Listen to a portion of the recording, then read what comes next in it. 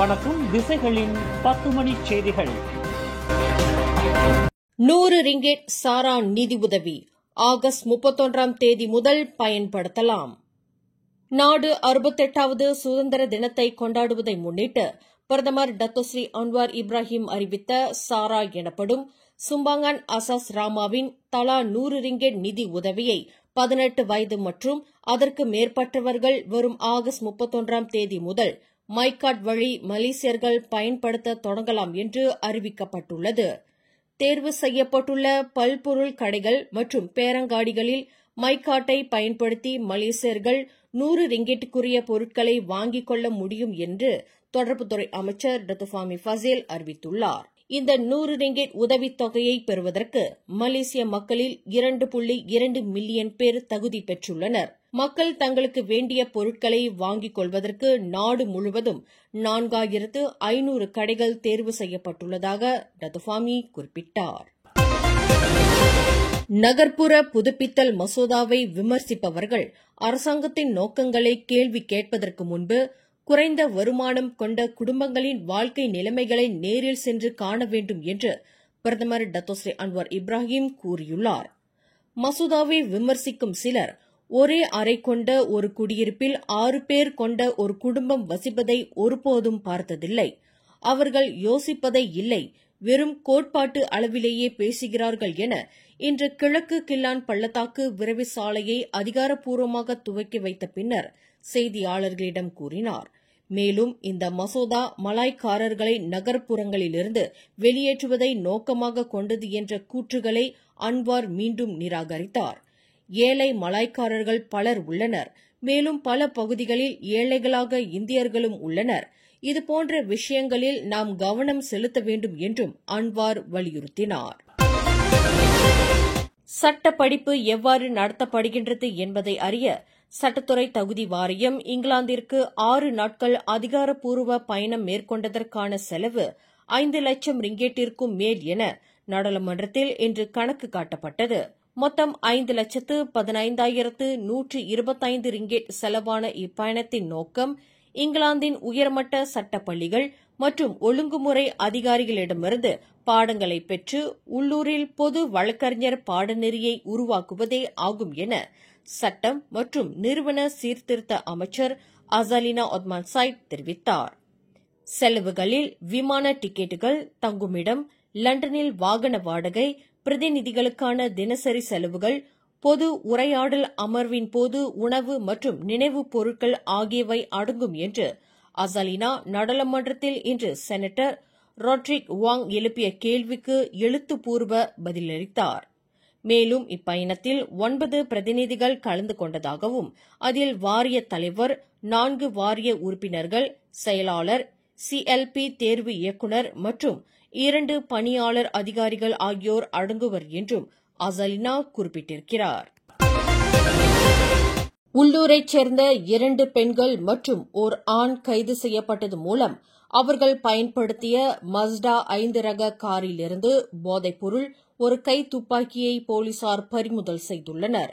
கடந்த ஆகஸ்ட் 14ஆம் தேதி Johor, Kulai, Jalan அலோர் புக்கிட்டில் 18க்கும் 42க்கும் இடைப்பட்ட வயதுடைய 3 கைது செய்யப்பட்டதாக அரச மலேசிய போலீஸ் படையின் CID இயக்குநர் டத்தோ குமார் முத்துவேல் தெரிவித்தார். காரின் போனட்டில் 9mm ரக துப்பாக்கியும் 175 தோட்டாக்களும் கண்டுபிடிக்கப்பட்டதாக இன்று ஜொஹோர் போலீஸ் தலைமையகத்தில் நடைபெற்ற செய்தியாளர்கள் கூட்டத்தில் டத்தோ குமார் இதனை தெரிவித்தார். மலேசியாவிற்கான தொழிலாளர் தெரிவிப்பு கும்பல் தொடர்பில் சட்டவிரோத பணமாற்றத்தில் ஈடுபட்டதாக கூறி அந்நாட்டின் 3 MPக்கள் உட்பட 33 வங்காளதேச பிரஜைகளுக்கு எதிராக போலீசில் புகார் செய்யப்பட்டுள்ளது. வங்காளதேசத்தின் நிதி குற்றவியல் புலன் விசாரணை போலீஸ் பிரிவின் உயர் அதிகாரியான முகமது மொனிரு ஜமான் என்பவர் இந்த போலீஸ் புகாரை செய்துள்ளார். இந்த மோசடியில் மலேசிய பண மதிப்பில் 60.5 மில்லியன் சம்பந்தப்பட்டுள்ளதாக தெரிவிக்கப்பட்டுள்ளது. அடுத்த 1 மணி நேரத்தில் திருமணம் நடைபெறவிருந்த நிலையில் மாப்பிள்ளை தற்கொலை செய்து கொண்ட செய்தி கிடா சுங்கைப்பட்டாணி மக்களை அதிர்ச்சியடைய செய்திருக்கிறது. இதுகுறித்து கொலமுடா தலைமை காவல்துறை அதிகாரி ஏசிபி ஹன்யான் பின் ரம்லான் கூறுகையில் 28 வயதான அந்த இளைஞரின் உடலை சுங்கைப்பட்டாணியில் உள்ள ஒரு தங்கும் விடுதியில் கைப்பற்றினோம். நேற்று ஆகஸ்ட் 28ஆம் தேதி மாலை 6:18 மணியளவில் அந்த இளைஞர் தூக்கில் தொங்கி தற்கொலை செய்திருக்கலாம் என முதற்கட்ட விசாரணையில் தெரியவந்துள்ளது என தெரிவித்தார். மேலும் இதுகுறித்து அவர் கூறுகையில் அந்த இளைஞருக்கு நேற்று ஆகஸ்ட் 28ஆம் தேதி இரவு 7 மணியளவில் கொலக்கட்டிலில் திருமணம் நடைபெறவிருந்த நிலையில் திருமணத்திற்கு 1 மணி நேரத்திற்கு முன்பாக அவர் தற்கொலை செய்து கொண்டிருப்பது இச்சம்பவத்தில் சந்தேகத்தை ஏற்படுத்தியிருக்கிறது. விசாரணை முடியும் வரை இச்சம்பவம் குறித்து வேறு எந்த தகவலும் வெளியிட முடியாது என்று ஏசிபி ஹன்யான் ரம்லான் திட்டவட்டமாக தெரிவித்தார். இந்நிலையில் அந்த இளைஞரின் உடல் தற்போது பிரேத பரிசோதனைக்காக அலுஸ்டார் பொது மருத்துவமனையில் வைக்கப்பட்டிருக்கிறது. தாய்லாந்து பிரதமர் பேத்தோங்தான் ஷினவாட்ரா அந்நாட்டு அரசமைப்பு நீதிமன்றம் இன்று நிரந்தரமாக பதவியிலிருந்து நீக்கியுள்ளது. கம்போடியா உடனான எல்லை பிரச்சினையில் அவர் நெறிமுறை தவறி நடந்து கொண்டதாக நீதிமன்றம் தனது தீர்ப்பில் கூறியது. நீதிமன்றத்தின் இந்த முடிவு பிரதமரின் கூட்டணி அரசுக்கும் அந்நாட்டின் முக்கிய அரசியல் குடும்பத்திற்கும் ஒரு பேரிடி என்று வர்ணிக்கப்பட்டுள்ளது. சிறார் பாலியல் துஷ்பிரயோகம் செய்யப்பட்டதாக நம்பப்படும் 2 பச்சிளம் குழந்தைகள் உட்பட 5 குழந்தைகளை ஜொஹர் போலீசார் மீட்டுள்ளனர். இச்சம்பவத்தில் 2 மாதங்கள் முதல் 5 வயது வரையிலான குழந்தைகள் சமூக ஊடகங்கள் மூலம் பாலியல் துஷ்பிரயோக கும்பலுக்கு விற்கப்பட்டதாக நம்பப்படுகிறது என புக்கெட்டமான் குற்ற புலனாய்வுத்துறை இயக்குநர் டத்து எம். குமார் தெரிவித்திருக்கிறார். கர்ப்பிணி பெண்களிடம் குழந்தைகளை தத்தெடுப்பதாக கூறி 1500 ரிங்கெட் முதல் 3500 ரிங்கெட் வரை வழங்கி பின்னர் அக்குழந்தைகளை பாலியல் துஷ்பிரயோகம் செய்துள்ளனர். பின்னர் வீடியோக்கள் மற்றும் புகைப்படங்களை டார்க் வெப் மற்றும் சர்வதேச சந்தாதாரர்களை கொண்ட ஒரு டெலிகிராம் குழுவில் பதிவேற்றிருக்கின்றனர் என எம். குமார் இன்று ஜொஹர் காவல் தலைமையகத்தில் நடந்த செய்தியாளர் கூட்டத்தில் தெரிவித்தார். இது தொடர்பாக ஜொஹர் பாருவில் 29 வயது தொழில்நுட்ப வல்லுநர் கைது செய்யப்பட்டதை அடுத்து 1 மாத கால நடவடிக்கைக்கு பிறகு அக்கும்பல் பிடிபட்டதாக எம். குமார் கூறினார்.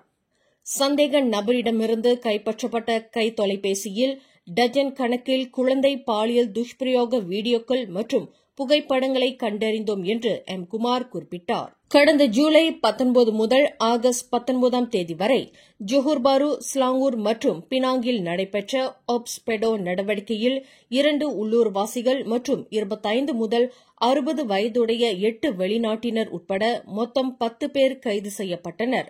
இதில் சிலர் குழந்தைகளின் பராமரிப்பாளர்களாக இருந்ததாக நம்பப்படுகிறது. நாளை காலை 6 மணி முதல் செப்டம்பர் 30 இரவு 11:59 மணி வரை EKVE நெடுஞ்சாலை டோல் கட்டணமின்றி பொது மக்களுக்காக இலவசமாக திறந்திருக்கும் என்று பிரதமர் டத்தோஸ்ரீ அன்வார் இப்ராஹிம் இன்று அறிவித்தார். மர்டேக்கா உற்சாகத்தோடு நாளை காலை 6 மணி முதல் EKVE நெடுஞ்சாலையில் அடுத்த 30 நாட்கள் டோல் கட்டணம் இல்லாமல் பயணம் செய்யலாம் என அறிவிப்பதில் மகிழ்ச்சி அடைகிறேன் என்று அம்பாங் டோல் பிளாசாவில் எக்ஸ்பிரஸ் வேயில் முதல் பகுதியை இன்று ஆகஸ்ட் 29ஆம் தேதி திறந்து வைத்த அன்வார் தெரிவித்தார். சுமார் 24 கிலோமீட்டர் நீளமுடைய எக்ஸ்பிரஸ் வேயின் முதல் பகுதியில் சுங்காய்லாங், பண்டார் மகோத்தா செராஸ், உலுலாங்காட் மற்றும் அம்பாங்கில் அமைந்துள்ள 4 இணைப்புகள் இடம்பெற்றுள்ளன. மேலும் எக்ஸ்பிரஸ் வேயின் 2ஆம் பகுதியின் பணிகள் தாமதமின்றி விரைவுபடுத்த வேண்டும் என்று அன்வார் இன்று வலியுறுத்தினார். போக்குவரத்து நெரிசல் ஏற்கனவே உச்சத்தை எட்டியுள்ளது. கோலாலம்பூர் மற்றும் அதனை சுற்றியுள்ள நகரங்களில் போக்குவரத்து மிக கடுமையாக உள்ளது. எனவே இவ்வகை அதிவேக சாலை திட்டங்கள் அதிக செலவுகள் இருந்தாலும் தாமதமின்றி விரைவாக முன்னெடுக்கப்பட வேண்டும் என்றும் அன்வார் குறிப்பிட்டார். கல்வி மற்றும் சுகாதாரத்துடன் சேர்ந்து பொது வேலைகள் மற்றும் போக்குவரத்திற்கும் அதிக நிதி ஒதுக்கப்பட்டுள்ளது. மலேசியா ஒரு முக்கிய சுற்றுலா தலமாக மாறிவிட்டதால் இத்தகைய வசதிகள் இப்போது உள்ளூர் மக்களுக்கு மட்டுமல்லாமல் சுற்றுப்பயணிகளுக்கும் அத்தியாவசியமானதாக உள்ளது என்றும் அவர் கூறினார். அவ்விழாவில் ஸ்லாங்கூர் மந்திரி பசார் டத்தோஸ்ரீ அமீருடீன் ஷாரி, வேலைவாய்ப்புத்துறை அமைச்சர் டத்தோஸ்ரீ அலெக்சாண்டர் நந்தாலிங்கி மற்றும் அரசாங்க தலைமை செயலாளர் தான்ஸ்ரீ சம்சுல் அஸ்ரி அபுபக்கர் ஆகியோரும் கலந்து கொண்டனர். பள்ளிகளில் மற்றும் கல்வி நிறுவனங்களில் நடைபெறும் பகடிவதை மற்றும் வன்முறையை கட்டுப்படுத்த பல்வேறு அமைச்சகங்களின் முயற்சிகளை ஒருங்கிணைக்கும் வகையில் ஒரு சிறப்பு குழுவை அமைக்க அமைச்சரவை ஒப்புதல் அளித்துள்ளது. இதுகுறித்து அரசாங்க செய்தி தொடர்பாளர் ஃபமி ஃபசில் இன்று கூறுகையில், இக்குழுவின் முக்கிய பணிகளில் விடுதி விதிமுறைகளை பரிசீலித்தல் மற்றும் பகடிவதைக்கு எதிரான தீர்ப்பாயம் அமைக்கும் வாய்ப்பை ஆராய்வது போன்றவை அடங்கும் என்று செய்தியாளர்களிடம் தெரிவித்தார். இச்சிறப்பு குழுவின் முதல் கூட்டம் வரும் செப்டம்பர் 2ஆம் தேதி நடைபெறவிருக்கிறது. கடந்த மாதம் சபா பாப்பாரில் பள்ளி விடுதியின் 3வது மாடியிலிருந்து விழுந்து உயிரிழந்த 1ஆம் படிவ மாணவி ஜாரா கைரினா மகாதீரின் மரணத்திற்கு பிறகு பள்ளிகளில் நடக்கும் பகடிவதையை கட்டுப்படுத்த இச்சிறப்பு குழு அமைக்கப்பட்டுள்ளது குறிப்பிடத்தக்கது. புக்கிட் மர்தஜாம் பிராய் அருகே தெற்கு நோக்கி செல்லும் வடக்கு தெற்கு விரைவுச்சாலையின் கிலோமீட்டர் 140.8-இல் 3 வாகனங்கள் மோதியதில் மோட்டார் சைக்கிள் ஓட்டுநர் ஒருவர் உயிரிழந்தார் மற்றும் அவரது யமஹா 135 LC மோட்டார் சைக்கிள் முற்றிலும் எரிந்து நாசமானது. இச்சம்பவத்தில் பலத்த காயங்களுக்கு உள்ளான அந்த 28 வயதான இளைஞர் முகமது ஷாஹீம் ருஸ்மான் சம்பவ இடத்திலேயே உயிரிழந்தார். அதேவேளையில் அவ்விடத்தில் ட்ரெய்லர் லாரி மோதிய விபத்தில் மற்றொரு மோட்டார் சைக்கிள் ஓட்டுநரும் காயமடைந்தார். பினாங்கு தீயணைப்பு மற்றும் மீட்புத்துறைக்கு இன்று மதியம் 12:43 மணிக்கு அவசர அழைப்பு வந்ததை அடுத்து உடனடியாக ஒரு குழுவை சம்பவ இடத்திற்கு அனுப்பி மீட்பு பணிகள் நடைபெற்றன.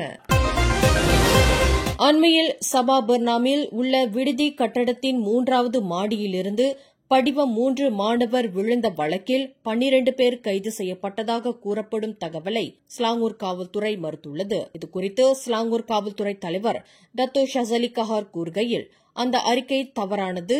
அது எங்கிருந்து வந்தது என்று எனக்கு தெரியவில்லை. ஒருவேளை மற்றொரு வழக்காக இருக்கலாம் என்று அவர் கூறியதாக அஸ்ட்ரோ அவானி செய்தி கூறுகின்றது. எனினும் இவ்வழக்கு விசாரணையில் நேர்மறையான முன்னேற்றங்கள் ஏற்பட்டுள்ளதாக ஷசாலி கூறியிருக்கிறார். இதனிடையே முன்னதாக ஸ்லாங்கூர் மந்திரி பசார் டத்தோஸ்ரீ அமீருddin ஷாரி இவ்வழக்கில் விசாரணைகளுக்கு உதவ 12 நபர்கள் கைது செய்யப்பட்டதாக கூறியிருந்தார் என்பது குறிப்பிடத்தக்கது. மேலும் செய்திகளை தெரிந்து கொள்ள கீழே இருக்கும் பெல் பட்டனை அழுத்துங்கள். உங்கள் மகிழ்ச்சியை வெளிப்படுத்த லைக் மற்றும் ஷேர் செய்யுங்கள். தொடர்ந்து திசைகளோடு இணைந்திருக்க சப்ஸ்கிரைப் செய்யுங்கள்.